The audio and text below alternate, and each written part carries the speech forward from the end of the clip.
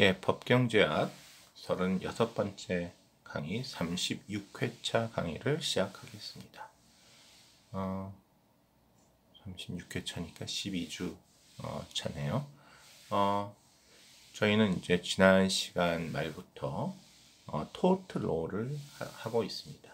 정식 용어는 불법 행위법이라고 하지만 한마디로 이해하기 쉬운 거는 사건, 사고에 관한 법이다.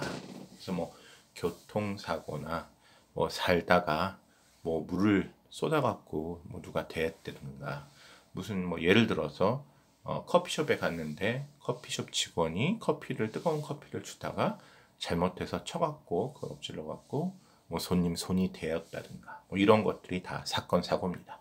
이것이 고의적으로 누구를 해치려고 계획을 한 것이었다면 이제 형사적으로 검사가 기소를 하겠지만 그렇지 않고 고의성이 없고 해서 그냥 실수로 이렇게 피해를 입힌 주의 부족이라고 하는 게 맞겠네요. 주의가 부족해서 어떤 피해가 발생한 남에게 피해가 발생한 것을 다루는 것이 토트로 영어로 토트라고 합니다. 프랑스어라고 하죠. 근데 이렇게 그 토트로가 적용돼서 사건 사고의 피해 보상을 판결을 받기 위해서는 세 가지 요건이 갖춰져야 된다고 합니다. 이 세 가지가 모두 갖춰져야지 이건 당신이 분명히 피해를 줬으니까 배상을 하십시오 라고 이야기를 한다는 거죠. 첫 번째 harm입니다. 너무 명백하다고 생각하실 수도 있어요. 그렇지만 꼭 그렇지만도 않다라는 걸 지금부터 설명드릴 텐데요. 피해가 발생해야 됩니다. 피해라는 거는 뭐 넓게 해서 감정적인 것도 있기 때문에 행복과 돈을 감소시키는 것이라고 생각할 수 있겠습니다.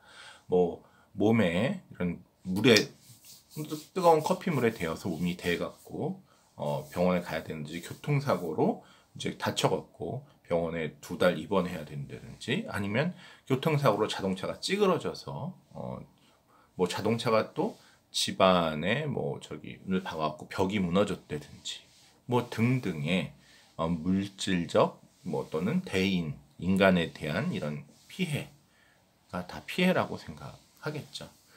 당연히 피해가 있어야지 되는 거 아닌가라고 모두 생각할 텐데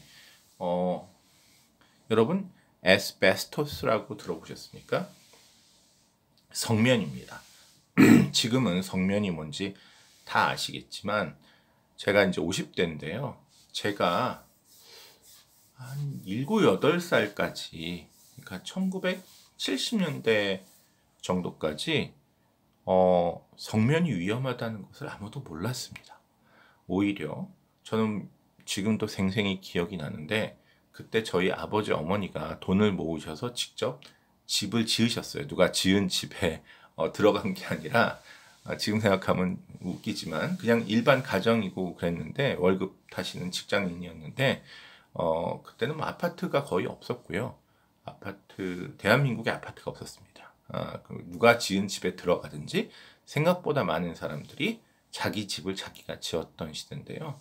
그거를 지으면서 저희 어머니가 무슨 이런 솜 같은 거 약간 누리끼리한 솜 같은 걸 저한테 보여주시면서 야 순구야 이게 성면이라는 건데 영어로 에스베스토스인데 어머니는 영어는 모르셨고 이게 정말 너무 기가 막힌 거다. 우리 집에 이 벽에다 이 성면을 다 넣을 예정이다.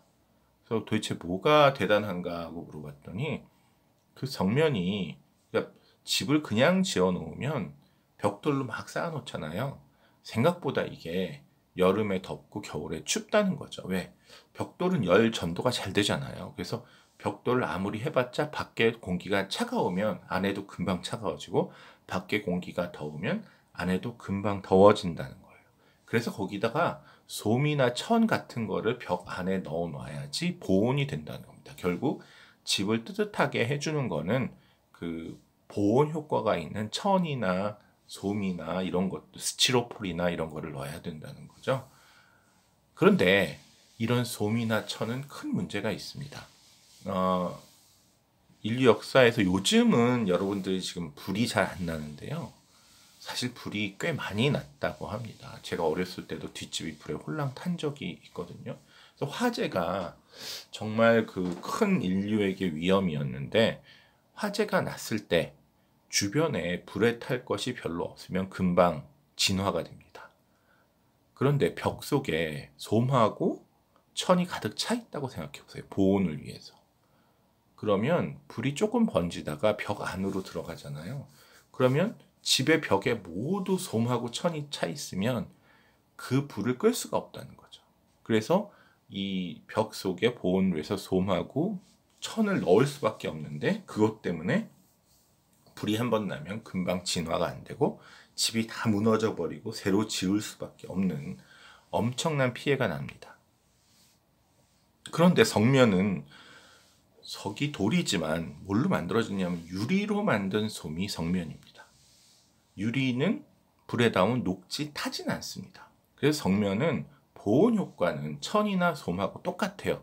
성면을 벽 안에 넣으면 집이 그렇게 따뜻해요.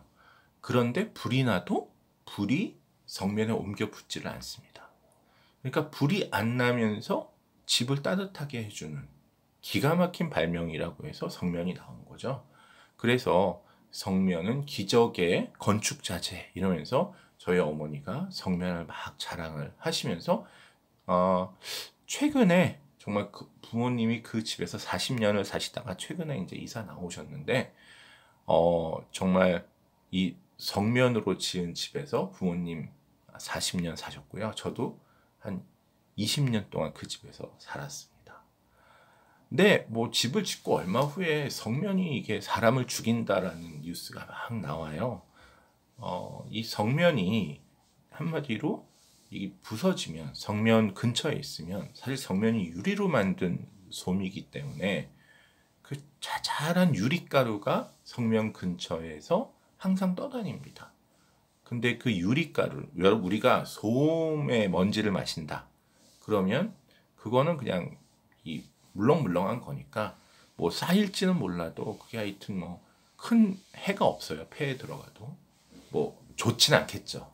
근데 이 성면은 기본적으로 성면 먼지라는 거는 아주 작은 유리 알갱이고, 이것이 숨을 쉬다가 우리 폐 속에 들어가면 어떻게 되겠습니까? 소위 말하는 100만 개의 작은 단도가 우리 폐를 찌르는 형상이 됩니다.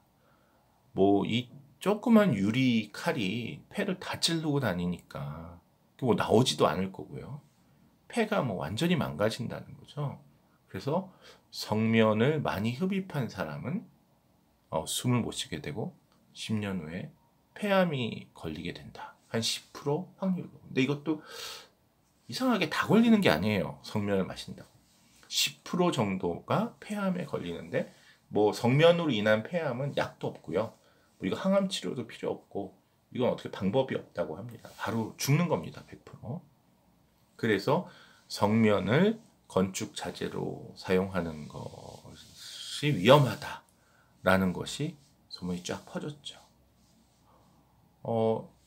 성면을 넣고 살았는데 저희 부모님 지금 80대 이렇게 되셨는데 또 멀쩡하세요. 그러니까 이 집 안에 성면이 있다는 게 위험하긴 하지만 또 이 벽 안에 있으니까 성면 가루가 안 날리기도 했겠죠.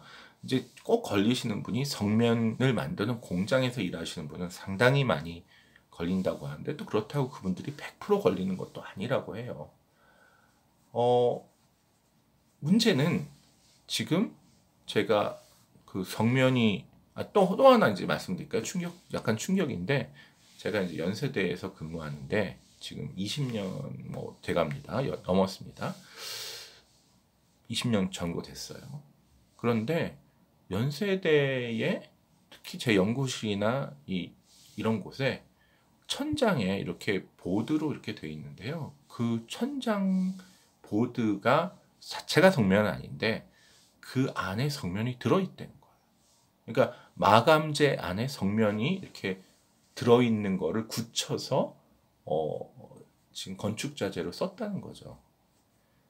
깜짝 놀랐습니다. 아니, 학교에서 이렇게 성면을 써도 되나? 이게 아마 뭐 그 성면이 그 자재가 꽉 잡고 있기 때문에, 근데 자재가 이제 부서지거나 뭐 누가 학생이 푹 쳐갖고 그게 부서지거나 해서 가루가 날리면 위험한 것 같아요. 근데 그렇지 않은 이상 위험하진 않다. 근데 어쨌든 저는 성면이 들어간 건축자재가 있는 지금 방에서 20년 넘게 일을 하고 있다라는 이야기입니다. 자, 만약에 한승우 교수가 연세대를 상대로 고소를 할 수 있죠. 아니, 지금 내 방에 성면이 쫙 깔려 있다는데, 뭐 성면이 드러나 있지는 않지만 그 옆에 있는 벽에 있는 붙이는 보드 안에 성면이 들어있다는데, 이거 성면 있으면 10% 확률로 나 폐암 걸린다. 이거 피해 보상해달라. 토트로로. 라고 하면 이 보상해야 되나요? 일단 1번 피해가 일어났나요?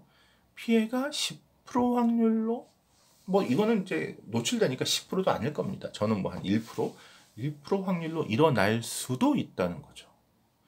담배 회사도 마찬가지입니다. 담배 핀다고 다 폐암으로 죽는 건 또 아닌 것 같아요. 폐암으로 돌아가시는 분이 많긴 합니다만, 그러면 만약에 담배가 안 피웠으면 폐암에 안 걸릴 사람이 담배를 피워서 폐암에 걸렸다 라는 것이 너무너무 명백하게 증명이 되면 뭐 그런 배상을 받을지도 모르겠지만, 문제는 아직 폐암에 안 걸렸어요. 담배로 인한 병에 걸리질 않았습니다. 이런 상태에서 이거를 그래서 뭐 담배로 이제 나는 폐암에 걸릴 것 같다. 성면 때문에 폐암에 걸릴 것 같다. 라고 해서 판사님이 걸리진 않았지만 이건 피해가 나타난 거랑 마찬가지다라고 해서 돈을 줬는데, 그 다음날 이분이 교통사고로 돌아가셨다. 그럼 이거는 다시 돈을 돌려받나요? 이게 피해가 발생할 가능성이 상당히 높다. 이것 때문에 피해가 발생할 수도 있다. 라는 정도로 실제로 현실에서 피해라고 인식하기는 힘들다라는 것이 아직까지 이제 법의 판단인 것 같습니다. 그래서 피해라는 것이 당연히 피해가 나야지 이걸 해주지 않나요? 피해 명백한 거 아닌가요? 하지만 가장 이렇게 담배나 에스베스토스 성면을 생각을 하면은 이것이 피해를 입힐 수도 있다. 미래에 네가 아플 수도 있다. 10년 후에. 그러니까 성면을 마셔도 10년 동안은 괜찮아요. 그걸 다 걸리는 게 아니라 10년 후에 10%만 걸린다는 거죠. 그러면 10년 동안은 피해가 안 일어난 걸로 보고, 10년이 지났는데도 걸리지 않는 90%는 역시 피해가 안 일어난 걸로 간주한다라는 것이 지금까지의 판단이고요. 이것이 과연 피해가 발생할 가능성 정도로만 이 보상을 해줘야 되나, 이런 것들은 좀 어려운 문제인 것 같습니다. 그래서 어쨌든 손해배상을 받을 수 있는 첫 번째 요건은 피해가 발생해야 된답니다. 두 번째, 인과관계예요. 인과관계. 예를 들어서 뭐 폐암 얘기가 어차피 나왔으니까 제가 매일매일 커피를 마셔요. 근데 폐암에 걸렸어요. 나 커피 매일 마셨더니 커피 매일 마시는 사람이 폐암에 걸렸다. 커피 회사 이거 치료비 내라. 이거 맞나요? 그러니까 한마디로 그 담배하고 폐암은 인과관계가 있다고 보는 거예요. 담배를 계속 피워서 폐암에 걸렸다. 커피를 계속 또는 밥을 먹었더니 폐암에 걸렸다. 밥을 먹었더니 위암에 걸렸다? 그럼 밥을 안 먹는 사람은 위암에 안 걸리나요? 그러니까 이게 뭐냐면 어떤 그 사고라고 그럴까? 질병이라고 그럴까? 어쨌든 무슨 일이 발생해서 피해가 입었는데, 피해 이제 발생했다고 해봅시다. 1번. 그것이 과연 저것이 원인이었냐? 그러니까 A가 원인이 돼서 B가 발생했냐라는 것을 증명해야 된다는 거죠. 그래서 단순히 피해를 입었는데 이게 피해가 왜 발생했는지 모른다면 그건 문제고, 그 배상을 받고자 하는 사람이 B인데 B가 내가 피해를 입었다. 보니까 피해 입었어요. 이제 그건 증명이 됐어요. 근데 이 피해가 A 때문에 생겼다라는 인과관계가 증명이 돼야지 A에게서 피해 배상을 받을 수 있다라는 얘기입니다. 저는 이거 너무 웃겼는데요. 그럼 인과관계를 어떻게 법에서는 이게 테스트를 하냐? 버퍼 테스트. 그러니까 그것이 없었다면 테스트라고 보시면 됩니다. 그래서 A가 없었다면 B가 일어났을까라는 것이 기본적인 인과관계를 체크하는 사고 방식이다라는 거죠. 그래서 인과관계 커즈를 다시 한번 보겠습니다. 이 커즈에서 버퍼 테스트라고 해서 A가 없으면 B가 일어났을까? 근데 이것도 조금 문제가 있어요. 예를 들어서 한승구 교수가 누구를 때려서 상해를 입혔어요. 교통사고를 냈어요. 자, 버퍼 테스트를 한번 해볼까요? 한승구 교수가 그때 술을 마셨다. 버퍼 테스트. 술을 안 마셨어도 사고가 났을까? 술 안 마셨으면 사고 안 났을 거예요. 술 안 마셨으면 때리지 않았을 거예요. 이렇게 얘기할 수 있죠. 한승구 교수가 운전 안 했더라면 버퍼 테스트. 운전 안 했더라면 교통사고가 안 났겠죠. 등등.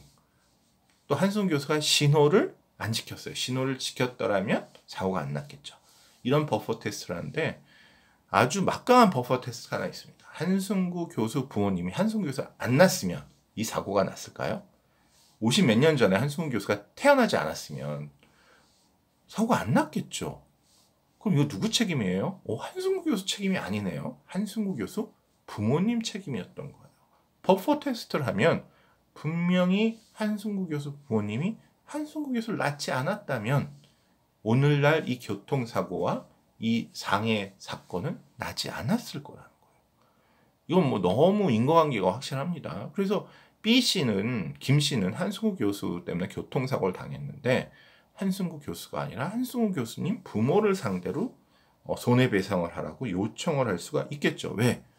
원인은 한승구 교수 부모가 제공했잖아요. 맞나요? 좀 아닌 것 같죠? 그래서 이 인과관계를 따지면 정말 인과관계를 어디까지 따져야 되나 알 수가 없습니다. 한승구 교수가 연세대학교에 다니는데 20 몇 년 전에 연세대학교가 한승구 교수한테 교수 자리를 안 줬으면 한승구 교수는 아직 외국에 있을 거고 그럼 한국에서 이 교통사고가 안 났겠죠. 연세대도 책임이네요. 지금 책임이 한두 개가 아닙니다. 그런데 그렇게 그런 책임을 다 따질 수가 없기 때문에 distance, 거리를 따져야 된다는 거예요. 이 인과관계가 있는데 인과관계가 가까운 것도 있고 직접적인 것도 있고 멀고 간접적인 것이 있다.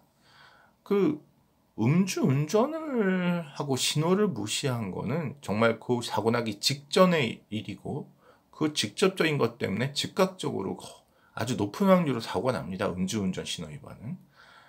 애를 낳았는데 그 애가 사고를 쳤다? 그것도 50년 후에 사고 안 치는 사람도 많아요.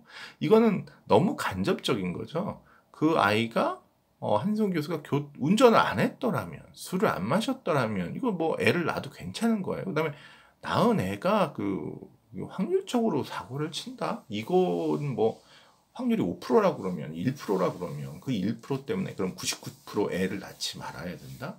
이런 것도 좀 억지죠. 그래서 주관적인 겁니다. 객관적인 버퍼 테스트처럼 이 디스턴스도 주관적인 거지만 이게 얼마나 직접적이고 즉각적인 원인을 제공한 거냐, 인과관계가 얼마나 가까운 거냐, 아니면 인과관계 너무너무 멀어서 사실은 좀 그 인과관계라고 하기도 너무 단계가 많이 거치는 거냐라는 것이 상당히 중요한 판단 기준이 돼야 된다는 거고요. 이를 잘 나타내주는 미국의 사건이 하나 있는데요. 뉴욕에서 발생한 겁니다. 팔스그레이브 대 롱 아일랜드 레일웨이라고 1928년 100년 전쯤 되죠.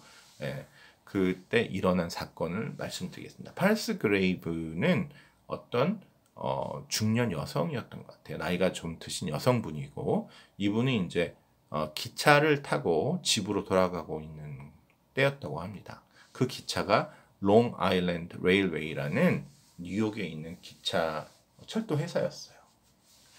철도 회사가 뭘 잘못한 건 아니고요. 당시도 정말 철도가 많이 붐볐나 봅니다. 푸시맨이 있었던 거죠. 그러니까 손님들이 잘 못하면 이렇게 막 밀어 넣어주는 그게 꼭 푸시맨이었는지 아니면 이 롱 아일랜드 레일웨이의 직원이 너무 바쁜 시간에는 그거를 이렇게 도와준 건지 모르지만 어쨌든 그날도 차가 막 붐비고 그래서 잘 사람들이 못 들어가는데 또 거의 문이 닫힐 순간에 저기서 막 젊은이 하나가 가방을 들고 뛰어온 거예요. 그 차를 타려고. 그래서 이 여객 직원이 불안하게 쳐다보다가 그 사람이 기차에 탁, 그 기차가 출발하는 순간 기차를 딱 잡았고요. 이 영무원이 이 사람을 도와주려고 뒤에서 이 사람을 차 안으로 확 밀어줬는데, 그래서 성공적으로 이 사람 안으로 들어갔는데, 이 사람이 들고 있던 가방이 문에 탁 걸려서 떨어집니다. 너무도 불행한 것은 이 사람의 직업이 뭐였는데요. 이 사람의 직업이 세일즈맨, 판매원이었어요. 뭘 판매하느냐? 폭죽 회사의 판매원입니다. 그러니까 폭죽을 이제 행사 때 터뜨리잖아요. 근데 우리 회사 폭죽으로 좀 해주세요. 우리가 정말 폭죽 멋있게 잘 터뜨립니다. 라고 광고하고 다니는 직원이었어요. 그리고 이 사람의 그 가방 속에는 견본 폭죽들이 잔뜩 들어있었대요. 그러니까 어디 가면 폭죽 하나 이렇게 실험적으로 터뜨려보고 보십시오. 이렇게 폭죽이 터지면 멋있지 않습니까? 당신네 회사 무슨 행사에 이 폭죽을 좀 써주세요. 라고 하는 사람이었던 거죠. 근데 그 폭죽이 가득 든 가방을 영무원이 이렇게 안에 넣어주는 바람에 그 기차에 타다가 문에 그게 탁 걸려갖고 폭죽이 차는 떠나고 사람과 안에 터 있는데 플랫폼으로 그 가방이 떨어졌고, 떨어지면서 그 충격으로 폭죽이 터져버립니다. 이 폭죽이 터져서 아수라장이 되고 파편이 사방으로 날리는데, 그 옆에 서 있던, 그 차를 안 탔죠. 이 다른 기차를 기다리고 있던 팔스그레이브 여사에게 상처를 주었다고 합니다. 뭐 생명의 위험이 있는 건 아니고요. 그냥 다쳐서 치료받고 좀 뭐 했던 모양이에요. 병원에 입원하고. 이 팔스그레이브 여사가 이제 다 치료를 받은 다음에 소송을 이제 자기가 이제 치료비도 받아야 되고, 내가 지금 일도 못하고 이것 때문에 피해가 이만저만이 아니다. 나는 그냥 플랫폼에 서 있는데 뭐 한마디로 폭탄이 터져서 지금 내가 죽을 뻔했다. 그러니까 나는 이거 배상을 받아야 된다. 맞는 말이죠. 이거야말로 정말 사고인데, 사고로 피해를 입은 사람에게 배상을 당연히 해줘야 됩니다. 그런데 이 사람이 폭죽 회사를 상대로 걸지 않고 롱 아일랜드 레일웨이라는 그 철도 회사를 상대로 소송을 겁니다. 아마 변호사가 똑똑한 사람이었겠죠. 왜냐하면 당신이 이 폭죽 회사는 영세 회사라서 여기다 아무리 해봤자 돈을 많이 받으면 이거 파산하고 돈을 많이 받을 수도 없는 조그만 회사예요.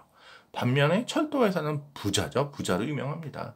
뭐 요새도 부유하겠지만 당신은 철도 회사 그러면 정말 첨단 산업이죠. 삼성전자가 따로 없고 이 철도 회사가 그런 회사라고 보셔도 되지 않을까요? 당신은 철도라는 것이 가장 첨단 산업이었을 테니까요. 이 철도 회사가 부자니까 철도 회사를 상대로 해라. 철도 회사가 뭐 잘못했죠? 영무원이 밀었잖아요. 철도 회사 직원인 영무원이 그 사람을 밀어 넣었다가 가방이 떨어졌으니까 이 영무원이 책임이 있다라는 거죠. 이게 한마디로 디스턴스입니다. 이 위험한 물건을 들고 플랫폼을 뛰어서 그 기차를 탄 그 폭죽회사 직원은 상당히 인간관계가 가까운 것 같아요. 그렇게 위험한 물건을 그렇게 그 아슬아슬한 순간에 기차를 타려고 그걸 들고 거기 뛰어든다? 그리고 그 사람은 그 안에 위험한 폭죽이 들은 걸 알았잖아요. 반대로 영무원은 지금 이 사람이 뭐 그냥 보통 세일즈맨이고 가방 안에는 무슨 뭐 서류가 잔뜩 들었다고 충분히 생각할 수 있고, 설마 거기에 폭죽이 들었다고까지 생각할 수가 있었을까요? 어쨌든 이 사람은 그냥 맨날 하던 식으로 밀어 넣었던 거죠. 밀어 넣는다고 가방을 꼭 떨어뜨리라는 법도 없는 거고요. 그래서 이 영무원은 확실히 그 폭죽회사 영업사원보다는 인과관계 면에서 이 사고와 인과관계가 좀 멀죠. 그래서 이런 경우에는 좀 제가 판사라면 이 인과관계가 좀 멀어서 그 기차회사 영무원이 이 사람이 그 안에 폭죽이 있고 이게 밀어 넣으면 위험하다고까지 판단하라고 요구하는 것이 이게 조금 쉽지 않다라고 하지 않았을까. 그래서 항상 이 거리가 중요하다. 이것이 직접적으로 아주 원인 제공을 한 거냐 아니냐, 이제 이런 것들이 문제라는 겁니다. 그래서 원인 제공은 반드시 체크해야 되지만 이 원인 제공이 직접적이 아니냐가 중요하다. 그 다음에 세 번째, 지금 제가 세 가지 요소가 있다고 했는데요. 세 번째 요소는 의무 위반, breach of duty입니다. 그 생각해 보시면 피해가 일어났어요. 피해는 어떤 A라는 사람의 행동 때문에 일어났어요. 이게 1, 2번이에요. 그런데 A라는 사람이 아무런 잘못도 하지 않았어요. 이 사람은 그냥 횡단보도를 건너가고 있었던 거예요. 또는 이 사람은 그냥 무슨 거리에서 신문을 보고 있었던 거예요. 이 사람이 잘못하지 않았는데 횡단보도를 그냥 지나가는데 뭐 앞에서 뛰어오던 사람이 괜히 이 사람 발에 걸려서 넘어진다든지, 발을 일부러 건 것도 아니고 신문을 보고 있었는데 이 신문을 거리에 서서 보는 거는 전혀 불법이 아니죠. 근데 지나가던 뭐 자전거가 이 사람한테 부딪혔다든지, 그러면 이 사람은 뭐 이 사람이 없었으면 자전거가 안 부딪혔겠죠. 그런데 이 사람은 있어서 부딪혔다고 해도 이 사람이 뭘 잘못했냐라는 거죠. 이 얘기는 다음 시간에 계속하도록 하겠습니다. 지금까지 36번째 강의였습니다.